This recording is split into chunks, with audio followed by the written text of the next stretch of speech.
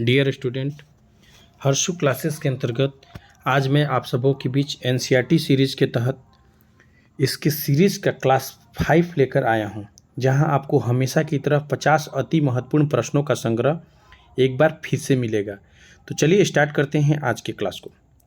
आज के क्लास के अंतर्गत पहला प्रश्न है, हड़प्पा पुरा स्थल कहाँ है? उत्तर हो जाएगा पाकिस्तान में। प्रश्न नंबर 2 है, हड़प्पा शहर का निर्माण कब हुआ था? कब हुआ था? उत्तर हो जाएगा लगभग 4700 साल पहले। प्रश्न नंबर 3 है, मोहनजोदड़ो में स्थित खास तालाब को क्या कहा जाता है? मोहनजोदड़ो में स्थित खास तालाब को क्या कहा जाता है? उत्तर हो जाएगा महान स्नानागार। क्या कहा जाता है? महान स्नानागार। प्रश्न नंबर 4 है, अग्निकुंड कहाँ पाए गए थे? अग्निकुंड कहाँ पाए गए थे? उत्तर हो जाएगा कालीबंगा और लोथल में। प्रश्न नंबर 5 है, हड़प्पा सभ्यता के लोग किस रंग से डिजाइन किए हुए खूबसूरत लाल मिट्टी के बर्तन बनाते थे? उत्तर हो जाएगा काले रंग। किस रंग का? काले रंग का। प्रश्न नंबर 6 है, हड़प्पा के लोग तांबे का आयात कहाँ से करते थे? हड़प्पा के लोग तांबे का आयात कहाँ से करते थे? उत्तर हो जाएगा राजस्थान एवं ओमान से। राजस्थान एवं ओमान से। प्रश्न नंबर 7 है, कांसा किसका मिश्र धातु है? कांसा किसका मिश्र धातु है? उत्तर हो जाएगा तांबा और टीन का। किसका मिश्र धातु है? तांबा और टीन का। आगे बढ़ते हैं इस क्लास के अंतर्गत। प्रश्न नंबर 8 है आपका, हड़प्पा के लोग टीन का आयात कहाँ से करते थे? हड़प्पा के लोग टीन का आयात कहाँ से करते थे? उत्तर हो जाएगा ईरान और अफगानिस्तान से। प्रश्न नंबर 9 है, हड़प्पा के लोग सोने का आयात कहाँ से करते थे? हड़प्पा के लोग सोने का आयात कहाँ से करते थे?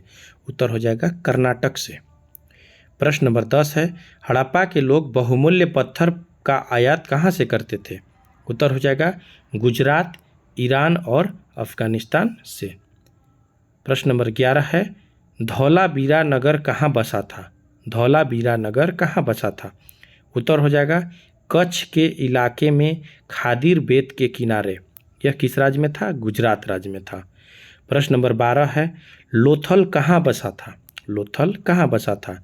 उत्तर हो जाएगा गुजरात की खंभात की खाड़ी में मिलने वाली साबरमती के एक उपनदी के किनारे। कहाँ बसा था?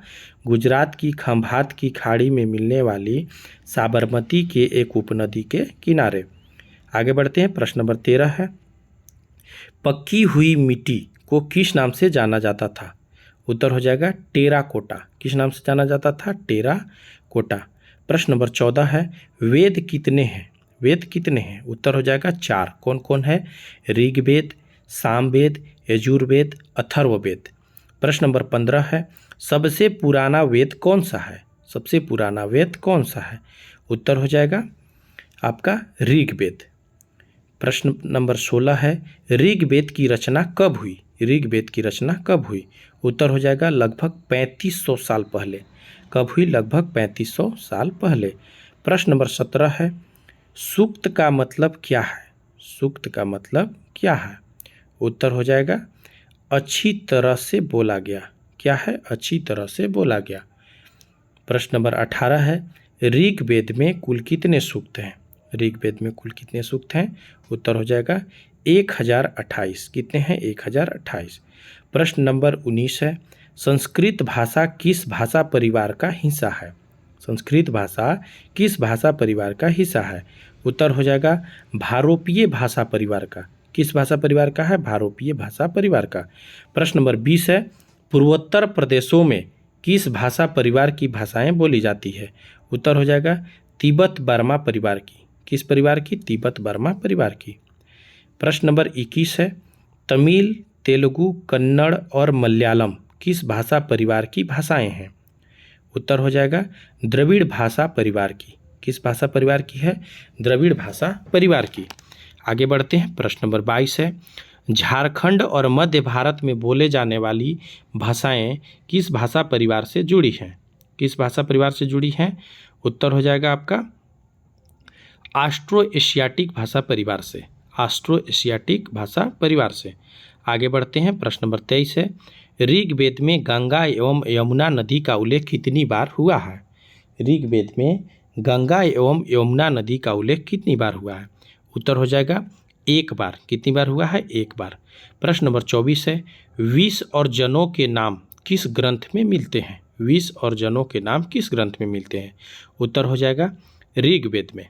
आगे बढ़ते हैं। प्रश्न नंबर 25 है, महापाषाण कब्रें बनाने की प्रथा कब शुरू हुई?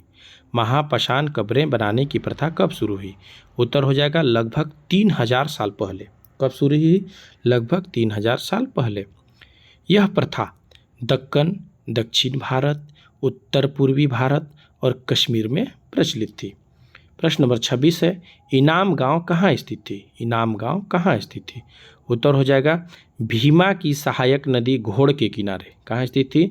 भीमा की सहायक नदी घोड़ के किनारे। प्रश्न नंबर 27 है, इनाम गांव में कब से लोग रहते थे? इनाम गांव में कब से लोग रहते थे? उत्तर हो जाएगा 3600 से 2700 साल पहले। 3600 से 2700 साल पहले। प्रश्न नंबर 28 है, कंकाल का लिंग जांच करने के बेहतर तरीके क्या हैं? उत्तर हो जाएगा हड्डियों की जांच।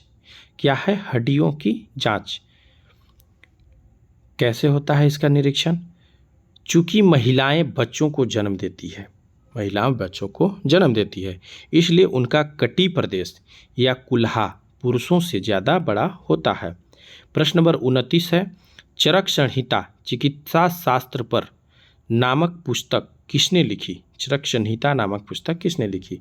उत्तर हो जाएगा चरक ने।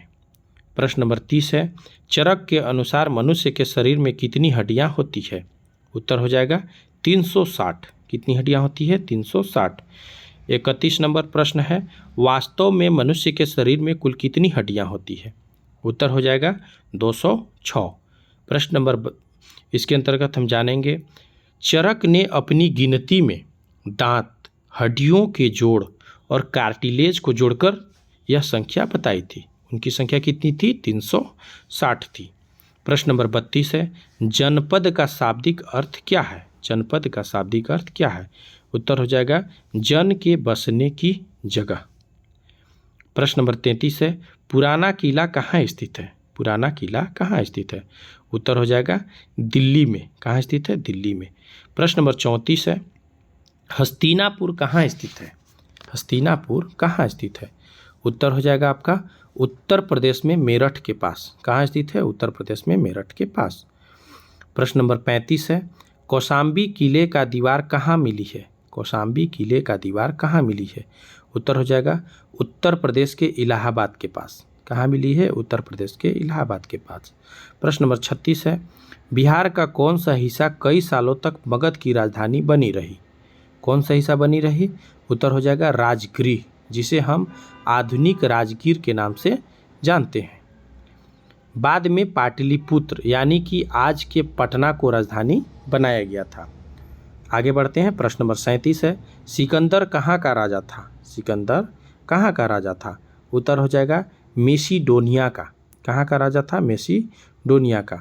प्रश्न नंबर 38 है, वज्जी राज्य की राजधानी कहाँ थी? वज्जी राज्य की राजधानी कहाँ थी? उत्तर हो जाएगा वैशाली यानी कि बिहार राज्य में। प्रश्न नंबर 39 है, वज्जी में किस किस्म की शासन व्यवस्था थी? वज्जी में किस किस्म की शासन व्यवस्था थी? उत्तर हो जाएगा गण या संघ। किस किस्म की थी? गण या संघ। प्रश्न नंबर 40 है, वज्जी संघ का वर्णन कहाँ से लिया गया है? वज्जी संघ का वर्णन कहाँ से लिया गया है? उत्तर हो जाएगा दीघ निकाय से। कहाँ से लिया गया है? दीघ निकाय से। प्रश्न नंबर 41 है, दीघ निकाय क्या है? दीघ निकाय क्या है? उत्तर हो जाएगा आपका एक प्रसिद्ध बौद्ध ग्रंथ है जिसमें बुद्ध के कई व्याख्यान दिए गए हैं। दीघ निकाय क्या है? एक प्रसिद्ध बौद्ध ग्रंथ है जिसमें बुद्ध के कई व्याख्यान दिए गए हैं। प्रश्न नंबर 42 है, दीघ निकाय की रचना कब की गई थी? दीघ निकाय की रचना कब की गई थी? उत्तर हो जाएगा करीब 2300 साल पहले। कब की गई थी? करीब 2300 साल पहले। प्रश्न नंबर 43 है, अजातशत्रु के मंत्री का नाम क्या था? जिसे हम अजातशत्रु भी कहते हैं। अजातशत्रु के मंत्री का नाम क्या था? उत्तर हो जाएगा वशकार। क्या था? वशकार। प्रश्न नंबर 44 है, अजातशत्रु वज्जी संघ पर आक्रमण करना चाहते थे, इसके लिए उन्होंने अपने मंत्री को किसके पास सलाह करने के लिए भेजा था? किसके पास भेजा था? उत्तर हो जाएगा बुध के पास, महात्मा बुध के पास। प्रश्न नंबर 45 है, किस वंश के शासकों ने गण और संघ पर विजय प्राप्त कर अपने राज्य में शामिल कर लिया? उत्तर हो जाएगा गुप्त वंश के शासकों ने। किसने कर लिया? गुप्त वंश के शासकों ने। प्रश्न नंबर 46 है, बौद्ध धर्म के संस्थापक कौन थे? बौद्ध धर्म के संस्थापक कौन थे? उत्तर हो जाएगा गौतम बुद्ध। कौन थे? गौतम बुद्ध। प्रश्न नंबर 47 है, बुद्ध के बचपन का नाम क्या था? बुद्ध के बचपन का नाम क्या था? उत्तर हो जाएगा सिद्धार्थ। क्या था? सिद्धार्थ। आगे बढ़ते हैं। प्रश्न नंबर 48 है, बुद्ध का जन्म कब हुआ था? बुद्ध का जन्म कब हुआ था? उत्तर हो जाएगा 2500 वर्ष पहले, यानी कि 563 ईसा पूर्व में बुद्ध का जन्म हुआ था। 49 नंबर प्रश्न है, बुद्ध किस जाति के थे? बुद्ध किस जाति के थे? उत्तर हो जाएगा क्षत्रिय। किस जाति के थे? क्षत्रिय। शाक्य नामक छोटे वंश से संबंधित थे। प्रश्न नंबर 50 और इस आज के क्लास का अंतिम प्रश्न है, बुद्ध ने कहाँ पर तपस्या की थी? कहाँ पर तपस्या की थी? बोध गया बिहार में, पीपल के वृक्ष के नीचे। अगर आपको यह क्लास पसंद आया हो या मददगार हो तो वीडियो को लाइक कर, चैनल को सब्सक्राइब करके बेल आइकन को अवश्य दबा लें, ताकि जो भी अगली वीडियो अपलोड हो आपको ससमय नोटिफिकेशन मिलती रहे। धन्यवाद।